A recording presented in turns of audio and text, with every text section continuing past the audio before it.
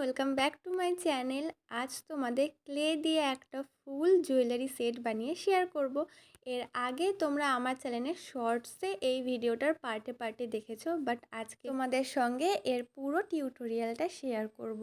এর জন্য প্রথমেই আমাদের দরকার মোল্ডেড ক্লে, হার্ডনার আর রেজিনকে খুব ভালো করে মিক্স করে নিয়ে আমি কয়েকটা রুটি বেলে নেব। এর মধ্যে একটা রুটি সবচেয়ে বড় হবে আর দুটো রুটি একদম পুচকি পুচকি ছোট ছোট হবে, আর একটা রুটি হবে মিডিয়াম সাইজের আর একটা তার থেকে ছোট। তার মানে আমরা এখানে 5টা রুটি রেডি করে নেব। এরপর এক এক করে রুটির একটুখানি কোনা ছিঁড়ে ছিঁড়ে আমরা খেয়ে নেব। আরে সত্যি সত্যি খেয়ে নিলে নাকি? আরে না না, এসব খাওয়ার জিনিস নয়, খাওয়ার জিনিস অন্য কিছু।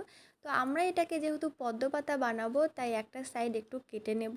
এরপর একটু রিয়েলিস্টিক লুক আনার জন্য ছোট্ট ছোট্ট করে কাগজগুলোকে কেটে পাতার নিচে ঢুকিয়ে দিয়েছি। এরপর কিছু পদ্ম ফুল বানিয়ে নেব। পদ্ম ফুল বানানো হয়ে গেলে পদ্ম পাতা জুয়েলারির যে ফুল সেটটা বানালাম তার সঙ্গে একটা চুড়ি না থাকলে হয় বলো?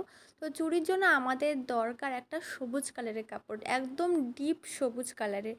তো সেইটা আমার কাছে নেই, তাই জন্য আমি এখানে ব্লু কালারের কাপড় দিয়ে দুটো চুড়ি রেডি করে নিয়েছি। এখানে সরু চুড়ির বেজ নিলেও হতো, 4টে 4টে 8টা বা 4টে 5টা যে কটা খুশি, কিন্তু আমি এখানে মোটা চুড়ির বেজ নিয়েছি দুটো। তো চুড়ি বানানো হয়ে গেছে, এবার আরও কয়েকটা পদ্ম ফুলের কলি বানিয়ে নেব। আর পদ্ম ফুল বানানোর প্রসেসটা নিশ্চয়ই তোমরা দেখেই বুঝতে পারছো, এখানে মুখে বলে বোঝানোর মতো কিছু নেই। একটা ছোট্ট পদ্ম পাতাও বানিয়ে নিয়েছি। এরপর এক এক করে এই সমস্ত জিনিসগুলো চুড়ির ওপরে লাগিয়ে দেব। তো একটুখানি ভাঁজ, একটুখানি ডিটেলস এইসব তো করতেই হবে, না হলে তো পুরোই সাদামাটা লাগবে। তো তোমাদের ইচ্ছে মতো একটুখানি ডিটেলস অ্যাড করে নিও। এরপর চুড়িগুলো পুরো রেডি হয়ে গেছে, আধ ঘন্টা মতো লাগবে এটা শুকোতে। এরপরই আমরা এটাকে কালার করতে বসে পড়বো। প্রথমেই বলেছিলাম আমাদের সবুজ কালারের কাপড় দরকার, বাট আমার কাছে ছিল ব্লু কালারের, তাই জন্য আমি এটাকে পুরো সবুজ কালার করে নিয়েছি। এরপর আস্তে আস্তে ফুল পাতা সমস্ত কিছু কালার করে নেব। এই গয়নাটা বানাতে আমি কিন্তু 5 থেকে 6 দিন বসেছিলাম, আর প্রত্যেক দিনই আমার সময় হয়েছিল বিকেলবেলা, কাজ করতে করতে সন্ধে হয়ে যাচ্ছিল, যার জন্য পুরো কাজটা কমপ্লিট করতে পারিনি একদিনেও। দেখতে পাচ্ছ সমস্ত গয়নাগুলো কতটা শক্ত হয়ে গেছে, আর এর সঙ্গে আমি কয়েকটা বিটসও বানিয়ে নিয়েছিলাম। জানি পুরো জুয়েলারিটা রেডি হওয়ার পর আমার কিছু বিটসের দরকার হবে, তো সেগুলো আমি কেননা নিজেই বানিয়ে নিই। বিটস বানানো ভেরি ইজি প্রসেস, তোমরা যদি চাও তাহলে কোনোদিন তোমাদের সঙ্গে ভিডিও বানিয়ে শেয়ার করব। চলো এবার এক এক করে সমস্ত পাতাগুলোকে রং করি। এখানে কিন্তু রঙের খেলা তোমার ডিটেলসের ওপরেই নির্ভর করবে, তুমি যত বেশি ডিটেলস এখানে অ্যাড করতে পারবে তত জিনিসটাই বেশি সুন্দর হবে। প্রথমে আমি পাতাটা একটা কালার করেছিলাম, যেটা কিন্তু পাতাটার সঙ্গে মানাচ্ছে না, পরে আমি দেখলে আর একটু ডার্ক কালার ইউজ করেছি। এই যে প্লেটটা দেখতে পাচ্ছ, পাশেই বোন বসে খেলা করছিল, ওর থেকে প্লেটটা চেয়ে নিয়ে তার মধ্যে কালার দিয়ে সমস্ত বিটসগুলোকে এক এক করে কালার করে নিয়েছি। এরপর একটা পাতার ওপর জিনিসগুলোকে শুকাতে দিয়েছি। দেখো আজকেও কাজ করতে করতে সন্ধে হয়ে গেছে। এটা যে কয় দিনের ভিডিও এইবার তোমরা নিশ্চয়ই বুঝতে পারছো। দেখো এখানে আবার ব্যাকগ্রাউন্ড চেঞ্জ হয়ে গেছে। আসলে এই সুতোটা খুঁজতে গিয়ে তো আমি পাগল হয়ে গেছিলাম, যখনই দোকানে যাই তখনই পাই না। শেষে জুয়েলারি বানানো হয়ে গেছে, সুতো অ্যাটাচ করা হয়নি। 4-5 মাস পরে এই সুতোটা দোকানে এসেছে, তখন আমি নিয়ে এসেছি। আর তারও আরবার 2 সপ্তাহ পরে বসেছিলাম এটাকে বানাতে।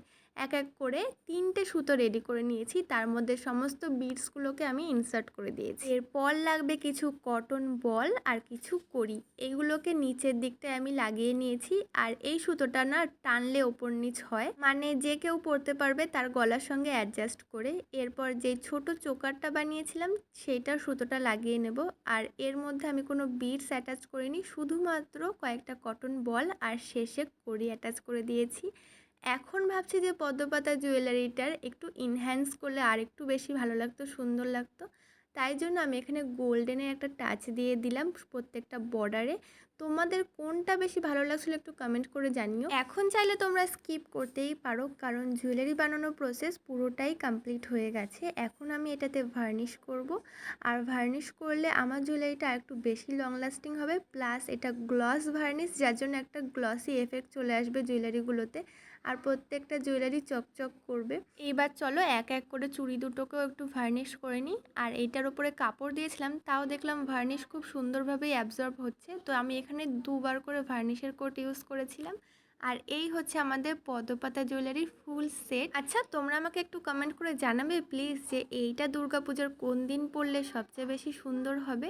তো এইটা পরে আমি একটা দুর্গাপূজার মেকআপ লুক ক্রিয়েট করেছিলাম। তো চলো তোমাদের সঙ্গে সেইটাও শেয়ার করি যে সমস্ত গয়নাগুলো, নিজের হাতে বানানো গয়নাগুলো পরে আমাকে কেমন লাগছিল। তোমরাও কিন্তু এটা বানিয়ে ফেলতে পারো, একটু টাইম টেকিং, কিন্তু অনেক সুন্দর একটা সেট রেডি হবে, যে কেউ দেখে জাস্ট ওয়াও বলবে। যাই হোক, ভিডিওটা শেষ পর্যন্ত দেখার জন্য অসংখ্য ধন্যবাদ। ভালো লাগলে আমার চ্যানেলটাকে সাবস্ক্রাইব করে দিও। বাই।